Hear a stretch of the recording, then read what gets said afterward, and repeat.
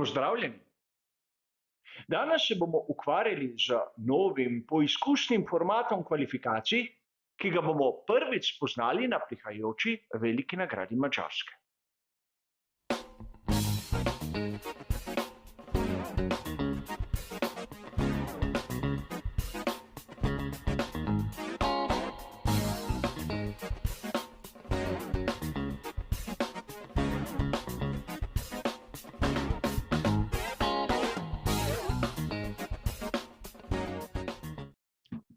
Na samem začetku bi rad poudaril, da bo današnji prispevek posvečen temu novemu poizkusnemu formatu samih kvalifikacij in celotnega dirkaškega vikenda.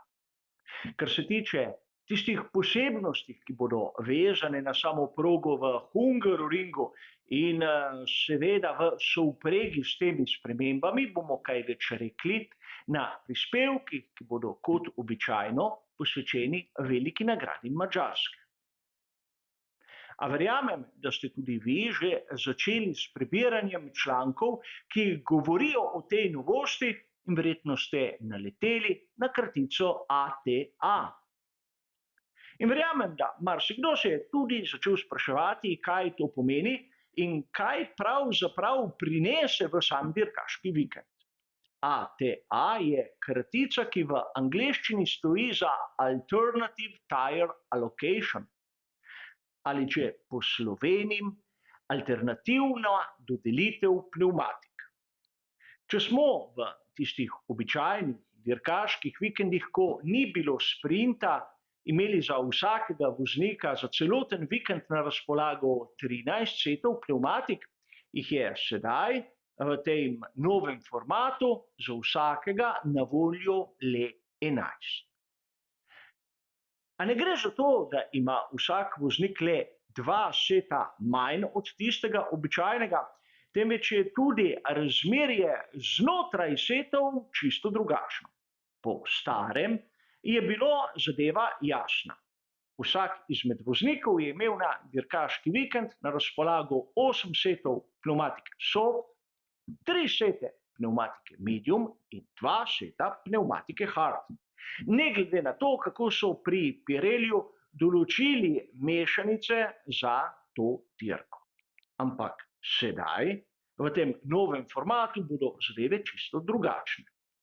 Namreč na voljo bo imel vsak voznik 4 sete pnevmatike soft, 4 sete pnevmatike medium in 3 sete pnevmatike hard. Razmerje, ki je čisto nekaj drugega in bo tudi vplivalo na potek ne samo kvalifikacij, temveč celotnega dirkaškega vikenda in konec koncev tudi na strategije same dirke. A verjetno marsikdo ni pogledal teh novosti glede tistega, kar piše sam športni pravilnik, ki točno določa, na primer, vračanje pnevmatik skozi celotni vikend, ker je znano pravilo, da po starem se je po prvem, drugem in tretjem prostem treningu vrnilo 2 seta pnevmatik, torej skupaj 6. Tistih najboljših 10, ki so prišli v Q3, so vrnili pa še 7 set. Sedaj bodo vsi vrnili le 4 sete. Enega po prvem prostem treningu, enega po drugem prostem treningu in 2 seta po tretjem prostem treningu. Kar bo po mojem osebnem videnju že takoj na začetku pokazalo veliko hibo tega poizkusnega formata. Namreč obstaja razlog, zakaj se po, na primer, prvem in tretjem prostem treningu vrne 2 seta pnevmatik. V glavnem gre za to, da se prisili voznike, da so na progi, da opravljajo proste treninge. Namreč, ukolikor ima kdo tehnično napako in se ne udeleži prostega treninga, prav tako vrne 2 seta novih neuporabljenih pnevmatik. Zato, že ker jih mora vrniti, je pametno, da jih tudi porabi. A v tem novem formatu bomo lahko videli, da naprimer v prvem prostem treningu se bo aktivnost zmanjšala na pol. V drugem prostem treningu bo zadeva zanimiva, kajti ekipe bodo vračale samo en set, porabile jih bodo mogoče pa dva. Na tretjem prostem treningu, ko bodo morali vrniti dva seta, bomo pa lahko spremljali, naprimer, kako se bodo ekipe pripravljale na same kvalifikacije s tisto najmehkejšo mešanico, ki jo imajo na razpolago. In če se malce zamislim, nek standarden program prostih treningov, bi lahko dejal, da v tem novem formatu bo nek povprečen voznik porabil 2 seta pneumatik soft, 1 set pneumatik medium in 1 set pneumatik hard. In tako pridemo do tistih kvalifikacij, ki so mnogokrat opisane kot največja novost. Seveda, novost samo na zunaj. Namreč videli bomo, da vozniki v prvem delu kvalifikacij oziroma Q1 bodo morali uporabljati samo pneumatike hard, v drugem delu kvalifikacij pneumatike medium in komaj v tretjem delu Q3 tiste najmehkejše ali soft, ki jih je Pirelli izbral za določeno dirko. Ampak sedaj bomo videli nekaj zanimivega. Namreč povprečen voznik Formule 1 v sedanjem formatu za celotne kvalifikacije, ukolikor pride do Q3, porabi 5 setov pneumatik soft. Enega za prvi del kvalifikacij, 2 seta za drugi del kvalifikacij in 2 seta za tretji del kvalifikacij.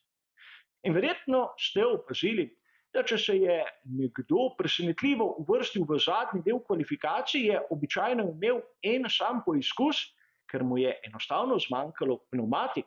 Namreč ponavadi tisti malce slabši imajo 2 poizkusa z 2 setoma v prvem delu Q1 in zato za Q3 enostavno zmanjka. A po drugi strani sedaj v tem novem formatu si lahko predstavljamo, da v prvem delu kvalifikacij bodo uporabili 1 set pneumatike hard. V drugem delu, ko je obvezno uporabljati pneumatiko medium, 2 seta in v tretjem delu, ko na vrsto pride pneumatika soft, zopet 2 seta. Kar je logično in verjetno že skorajda samo po sebi umevno.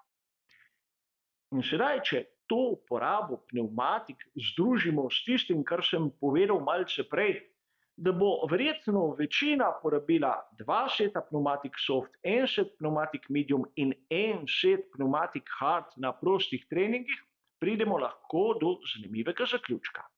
Namreč tisti, ki se bodo na koncu uvrstili v prvo deseterico, bodo za samo dirko za veliko nagrado imeli na razpolago samo 2 seta novih pneumatik, ki bosta mešanice medium in hard. Nekaj takega med vrsticami je povedal tudi Mario Isola v predstavitvenem članku tega novega formata. In kar se tiče Pirellija, so to želje. Namreč sami so odzmeraj hoteli, da pneumatika soft bo tista primerna za kvalifikacije, za dirko pa bomo gledali medium pa hard. Ampak po drugi strani se lahko strinjamo, da tisti, ki ne bojo tako dobri, bodo imeli na razpolago bistveno več svežih pneumatik. Ne toliko tisti, ki se bodo prebili v Q2, ki jim bodo ostale le pneumatiki soft, ampak oni, ki bodo obstali v prvem delu, bodo imeli na razpolago 2 seta pneumatik medium, kar je za kakšno strategijo, ki ne bo običajna, zelo, zelo dobrodošli. A zanimivo je, da oni najpočasnejši na kvalifikacijah so verjetno tam z nekim razlogom in ne verjamem, da bo ta razpolaga z več setov pneumatik nekako spremenila razmerje sil. A vrnimo se k onim najboljšim, onim, ki se nahajajo v prvi deseterici in bodo imeli na razpolago le 2 seta svežih pneumatik. Seveda, pnevmatike z rdečim napisom ali soft bodo lahko še uporabne, čeprav dolžina stinta na njih bo izjemno kratka. Tudi na pnevmatiki medium se bo poznalo, da so jih uporabljali za hitre kroge, čeprav v zadnjem delu dirke bi lahko prišle še kako v poštev, ampak od njih verjetno kakšnega izjemno dolgega stinta tudi ne smemo pričakovati. In tako bomo videli, da pravzaprav bodo pri Pirelliju dosegli nekaj.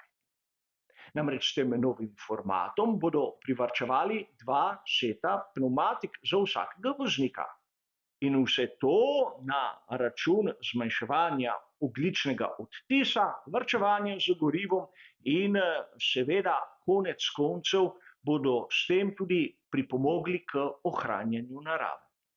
A po drugi strani moramo razumeti, da ekipe plačujejo pnevmatike z nekim pavšalnim zneskom.